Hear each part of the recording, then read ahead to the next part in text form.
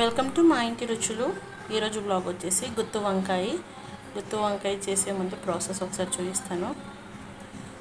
బ్రింజాల్ని నేను ఈ సైజులో ఇలా కట్ చేశానండి. లోపల నీట్గా చెక్ చేసుకోవాలి. వాటర్లోనే పెట్టాలి, చేదు వస్తుంది. సాల్ట్ వేసి పెట్టాను.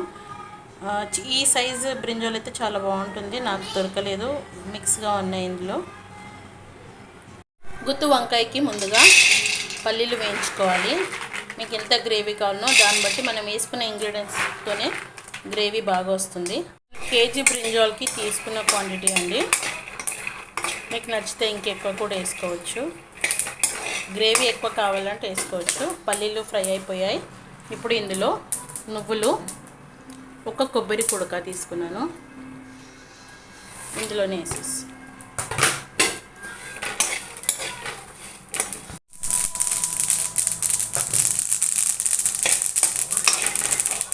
గుత్తు వంకాయకి నేను ఆయిల్ వేసుకున్నానండి.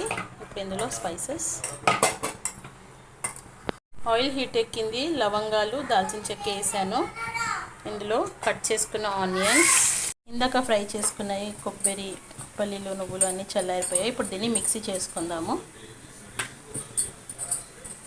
ఆనియన్ లైట్ గోల్డెన్ బ్రౌన్ వచ్చింది కదా, ఇప్పుడు ఇందులో 2 టేబుల్ స్పూన్ సాల్ట్ వేస్తున్నాను. ఈ చిన్ని స్పూన్తో 1 టేబుల్ స్పూన్ పసుపు వేస్తున్నాను.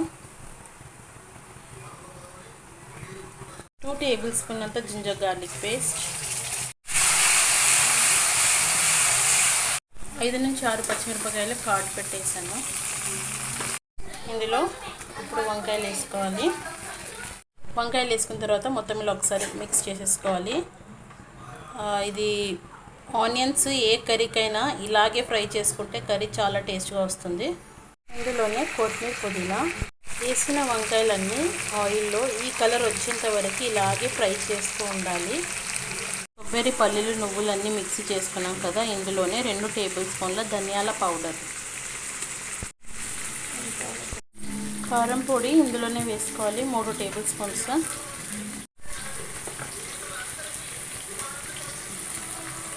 ఇది మొత్తం ఒకసారి ఇలా మిక్స్ చేసుకోవాలి.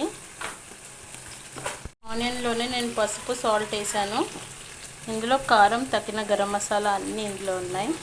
ఇప్పుడు బ్రింజాల్ సగం హాఫ్కి హాఫ్ ఉడికిపోయింది. ఈ పేస్ట్లో మనం కారం, ధనియాల పొడి వేసాం కదా, కొద్దిగా వాటర్ వేసుకుంటూ ఇలా మొత్తం ఇలా మిక్స్ చేసుకోవాలి. ఇందులో వేసుకుందాము. చూసారు కదా, ఇది బ్రింజాల్ 50% కుక్ అయిపోయింది. ఆయిల్ అంతా ఎలా తేలుతుందో. ఇదంతా ఒకసారి మిక్స్ చేసుకుందాం. చింతపండు నానబెట్టుకున్నానండి. చింతపండు వేయాలి గుత్తు వంకాయలో. ఫస్ట్గానే నానబెట్టేసి పెట్టాను. తర్వాత ఒక 2 మినిట్స్ ఇలా మిక్స్ చేసి అప్పుడే పులుసు పోయకుండా అందులోనే కొద్దిగా వాటర్, హాఫ్ గ్లాస్ వాటర్ వేస్తున్నాను. ఈ మసాలా పచ్చి వాసన పోతుంది. ఇంకా కొద్దిగా ఉడకాలి కదా బ్రింజాల్, ఇది కూడా ఉడికిపోతుంది. 80% ఇందులోనే ఉడికిపోయిందండి. ఇంకొక 20% మనం పులుసు వేసుకుందాము. పులుసు వాటర్ తీసాను. మీరు ఎంత పులుపు తింటారో దాన్ని బట్టి వేసుకోండి. పులుసు వేసాం కదా, ఇప్పుడు ఒక 5 to 10 మినిట్స్ ఉడికితే సరిపోతుంది. పులుపు అంతా ఉడికేంత వరకు గ్యాస్ ఫ్లేమ్ హైలో పెట్టేసి మూత పెట్టేద్దాము.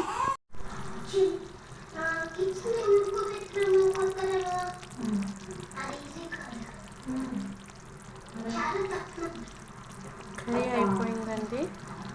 గ్యాస్ ఫ్లేమ్ ఆఫ్ చేసుకుందాము. ఓకే అండి, ఫైనల్గా గుత్తు వంకాయ కర్రీ అయిపోయింది. తెలంగాణ స్పెషల్ గుత్తు వంకాయ కర్రీ. నేను చేసిన విధంగా ట్రై చేయండి. మీకు నచ్చితే లైక్ చేయండి, షేర్ చేయండి అండ్ సబ్స్క్రైబ్ చేయండి. Thank you for watching my YouTube channel.